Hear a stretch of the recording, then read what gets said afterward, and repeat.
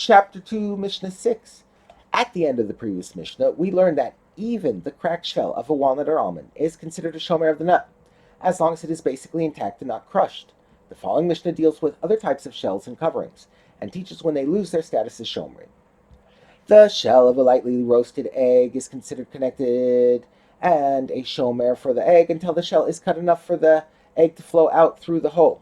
But the shell of a hard-boiled egg is considered connected and a shomer for the egg until it is crushed. A hard-boiled egg does not come out of its shell even if the shell has a hole in it. Thus, the eggshell maintains its status of a shomer until it is broken into many pieces. The law for a marrow bone. A bone that has marrow in it is considered connected to the marrow and a shomer for it until it is crushed. The bone serves as a shomer even if it is cracked because the marrow is not liquid enough to flow out through a crack in the bone. However, when the bone is crushed completely, the marrow will seep out and the bone no longer serves as a shomer. The law for the peel of a pomegranate.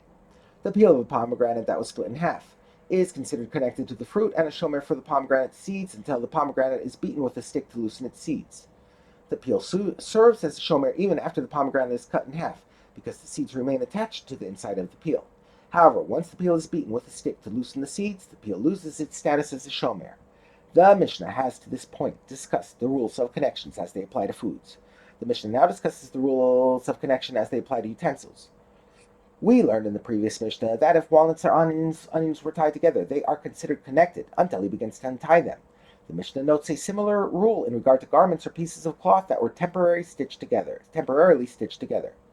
Similarly, the loose stitching of launders that holds the garments together when they are put into the wash, and a garment that was sewn with kalayim, i.e. two pieces of wood material that were stitched together with linen thread, are considered connected until he begins to undo the stitching. Even though the garments or pieces of cloth were attached only temporarily, they are still considered legally connected. Thus, if one of them becomes tameh, the other becomes tameh as well. However, once one begins to separate the two items, they are no longer considered connected, even before he separates them completely.